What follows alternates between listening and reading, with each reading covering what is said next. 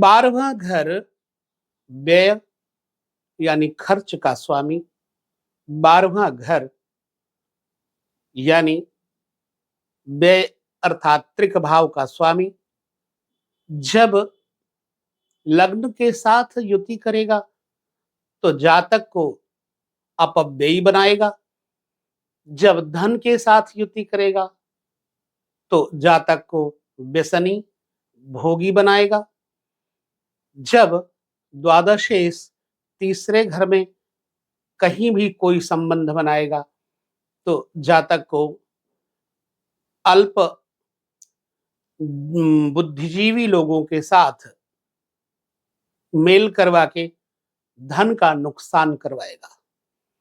अब विचार करना है, कई लोग पूछते हैं कि क्या हम दोस्ती में सफल होंगे, हमें दोस्ती से सफलता मिलेगी, किसी मित्र के साथ अगर व्यापार करना हो तो क्या हम व्यापार कर सकते हैं। तो यहां पर आपको सावधान करने के लिए मैं थोड़ा अपना विचार दूंगा। जब द्वादश भाव का स्वामी आपकी जन्म कुंडली में तीसरे घर में बैठा हो, हालांकि मैंने आपको तीसरे घर का एक वीडियो दिया है, लेकिन फिर भी जैसे जैसे जो विषय आपके काम के होंगे हम उन विषयों की जानकारी आपको जरूर देते रहेंगे। तो जब तीसरे तृतीय भाव के स्वामी के साथ आपका द्वादशेश कहीं युत हो तो आपको क्या नहीं करना है, अपने दोस्तों के साथ कोई व्यवहार कर सकते हो पर व्यापार नहीं कर सकते हो। साझा बिजनेस, पार्टनरशिप बिजनेस नहीं कर सकते हो। द्वादश भाव का स्वामी तृतीय के साथ बैठा हो तो छोटे भाई बहनों से लाभ की उम्मीद मत करना। चाहे आप उनको जितना भी दे सकते हो पर लेने के लिए लोहे के चने चबाने पड़ेंगे। इसलिए यदि तृतीयेश के साथ द्वादशेश की युति या दृग योग हो तो उनसे कोई लाभ की उम्मीद ना करके आगे कदम बढ़ाना। जिन लोगों की जन्म कुंडली में मित्रों के घर तीसरे घर के साथ द्वादशेश की युति होगी उनके जीवन में आप ध्यान पूर्वक देख लीजिएगा, मित्रों से हानि उनको हुई होगी, उनको छोटे भाई बहनों से अकलंक, अपयश, अपकीर्ति जरूर मिली हुई होगी और ऐसे लोगों को साझा बिजनेस सूट नहीं किया होगा। आप ध्यान से देख लीजिएगा। पराक्रम में हानि, द्वादशेश जब तीसरे घर के साथ कोई भी संबंध बनाएगा तो पराक्रम में बल हानि भी करवाएगा। इसलिए ऐसे जातक जिनका द्वादशेश तृतीयेश के साथ किसी भी प्रकार से संबंध बना रहा होगा तो उनको सरकारी नौकरी इत्यादि में पूर्ण सफलता नहीं लेने देगा। आप कुंडली देख सकते हैं किसी की भी, ये अनुभव गम्य अस्पष्ट विषय है। अब द्वादशेश के साथ हम चौथे घर की भी चर्चा कर लेते हैं। चौथा घर क्या है? चौथा घर मात्र सुख को दर्शाता है। जन्म कुंडली में मां का सुख बताता है। चौथा घर भूमि का सुख बताता है। चौथा घर जिंदगी में वाहन का सुख बताता है। नदियों के व्यापार, जलीय व्यापार इत्यादि को दर्शाता है। पशुधन को भी दर्शाता है, गोधन को भी दर्शाता है। अगर जन्म कुंडली में द्वादशेश चतुर्थेश के साथ युति करेगा, चाहे वो दृष्टि से हो चाहे आपस में एक दूसरे के साथ बैठे हो, तो हानि क्या क्या होगी। पहली बात, जब द्वादशेश चौथे घर में बैठा होगा तो ऐसा जातक पहली बात तो अपनी मां का बड़ा लाडला होगा। मां का ध्यान रखने वाला ऐसा बच्चा हुक्म बजाने वाला होगा, आदेश पालन करने वाला होगा, माँ के लिए जान भी छिड़कने वाला होगा। गाय, ब्राह्मण, मातृपक्ष इत्यादि पर वो अपनी जान कुर्बान कर देगा, लेकिन इनसे कभी पैसा धन नहीं कमाएगा। यदि द्वादशेष चतुर्थ भाव के साथ, चतुर्थेश के साथ कोई भी युति, दृग योग आदि करता हो तो क्या नहीं करना चाहिए जातक को? दूध का व्यापार नहीं करना चाहिए, पशुओं का व्यापार नहीं करना चाहिए, और वाहन इत्यादि का, ट्रेवलिंग इत्यादि का बिजनेस नहीं करना चाहिए। नहीं तो ऐसे लोगों को पूर्ण लाभ नहीं मिलता, अंततः उनको हानि ही उठानी पड़ सकती है। प्रारंभिक चरण में यदि चंद्रमा की कंडीशन या चतुर्थेश की कंडीशन अच्छी हुई तो आपको थोड़ा लाभ दिखाई पड़ेगा, लेकिन अंतिम परिणाम क्या होगा कि आपको वो नुकसान ही देगा बिजनेस। और प्रॉपर्टी के काम से रिलेटेड बिजनेस नहीं करना चाहिए जब द्वादशेश चौथे घर में या चौथे घर के साथ ग्रह के साथ युति या दृग योग कर रहा हो तो सिर्फ आपके जीवन में व्यय ही व्यय होगा। और एक चीज है, अगर द्वादशेश किस कंडीशन में लाभ देगा वह भी विचार कर लेना है। द्वादशेश यदि शुक्र हो, द्वादशेश यदि शुक्र हो और चौथे घर के साथ दृग योग कर रहा हो तो इस कंडीशन में जातक को वाहन से संबंधित बिजनेस फायदा करेगा, लेकिन अदर स्टार अगर हुए तो नहीं करेगा।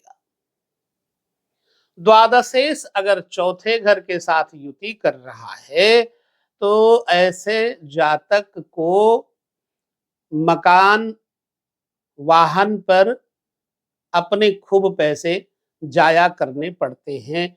फर्जी एक मकान बनाया, गिराया, समझ में नहीं आया, वास्तु सेटल नहीं हुआ, फिर बनाया, गिराया, वास्तु सेटल नहीं हुआ। अंत में परिणाम क्या होता है कि बहुत सा धन अपना जो जमा पूंजी है वो मकान में लगा लगा करके गिराते गए और अंत में कुछ नहीं बचा। लिहाजा जब जन्म कुंडली में द्वादशेश चतुर्थेश के साथ युति कर रहा होगा तो जातक को एक तो मकान का काम, ट्रेवलिंग का काम, दूध का काम, पशुओं का काम नहीं करना चाहिए, बिल्डिंग मटेरियल का काम नहीं करना चाहिए। अब मूल विषय हमारा कहने का समझ गए होंगे कि जातक के जीवन में कौन सा बिजनेस करना ठीक रहेगा तब जब द्वादशेश चतुर्थ स्थान में बैठा हुआ हो। ऐसी अवस्था में जातक को अपने दशम स्थान से संबंधित बिजनेस करना चाहिए, 11वें स्थान से संबंधित बिजनेस करना चाहिए। दशम स्थान पर कौन सा ग्रह बैठा है, उस ग्रह के मुताबिक कौन सा बिजनेस सूट करेगा, करना चाहिए। एक विषय ये हो गया बिजनेस को लेकर के। यदि द्वादशेश चौथे घर में बैठा होगा, द्वादशेश चतुर्थ भाव के साथ कोई भी दृष्टि युग बना रहा होगा तो मां का स्वास्थ्य नहीं अच्छा होगा। ऐसे में जातक अपने संपत्ति को, अपने पैसे को मां के ऊपर खर्चा करता रहेगा और मां का स्वास्थ्य फिर भी सही नहीं हो पाएगा, क्योंकि चौथा घर मां का विशेष रूप से है। चौथा घर सुख का है। जब द्वादशेश चौथे घर में बैठा होगा तो जातक के मां का स्वास्थ्य, जातक के जीवन में मकान, वाहन इत्यादि का सुख नहीं होगा। अब क्या उपाय करें, यहां एक प्रश्न उठता है। जब आपका द्वादशेश चतुर्थ भाव के साथ कोई भी युति कर रहा हो, दृग योग कर रहा हो, तब जातक को क्या करना चाहिए कि उसके जीवन में मां का स्वास्थ्य बढ़िया होने लग जाए। हुँ? इसके लिए सोमवार के दिन नदी का पानी ले आएँ। सोमवार के दिन नदी का पानी ले आएँ। वैसे गंगा जी नदी नहीं है, पर गंगा जी का अगर जल लाकर के घर में रखते हैं तो बढ़िया होगा। अब उस नदी के पानी में थोड़ा-सा कपूर और थोड़ा-सा इत्र मिला कर के अपने शयन कक्ष में रख दीजिए। ऐसा करने से आपके व्यापार में आ रही बाधाओं की शांति हो जाएगी। आपका व्यापार अगर किसी तरह से अपसेट होगा, डिस्टर्ब होगा, तो वो कुछ हद तक लाभ देने लग जाएगा। बृहस्पतिवार के दिन क्या करना चाहिए कि अपने घर में भोजन जो बनता है, उसमें से कुछ हिस्सा निकाल करके किसी ब्राह्मण को खिलाएं, किसी ब्राह्मण को दान करें, तब भी यह लाभ आपको देने लग जाएगा। ठीक है? द्वादश भाव का स्वामी चतुर्थ भाव के साथ दृग योग कर रहा हो तो बृहस्पतिवार के दिन गाय को रोटी पे बेसन की रोटी बनाएं, उस पर देसी घी चुपड़ के, गुड़ रख करके या फिर देसी शक्कर आती है, रख करके गाय को खिलाएं। आपके जीवन में सुख, समृद्धि, व्यवसाय, धन संपत्ति इत्यादि की वृद्धि अवश्य ही होगी। द्वादशेश चतुर्थेश की युति होने पर जातक के जीवन में हानि हो रही हो तो ये उपाय, इसके अलावा और क्या उपाय करने चाहिए मैं आगे और बताता रहूंगा अपने उन अनुभवों को लेकर के जो मैंने लोगों के साथ उपाय करवा करके लाभ देखा है। तो बृहस्पतिवार के दिन ब्राह्मण को रोटी खिलाने का मतलब क्या है, जो मैंने अभी बताया।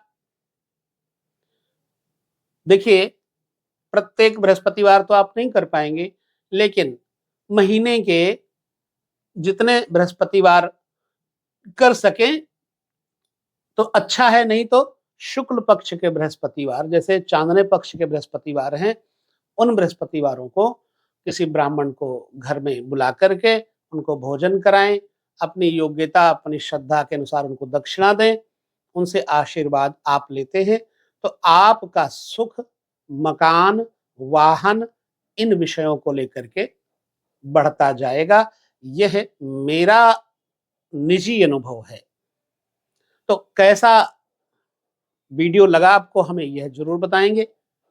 ये उपाय करके आपको अवश्य ही उन विषयों से लाभ होगा जिन विषयों में आपको व्यापार संबंधी, मात्र संबंधी, मकान संबंधी, वाहन संबंधी परेशानियां आती होंगी।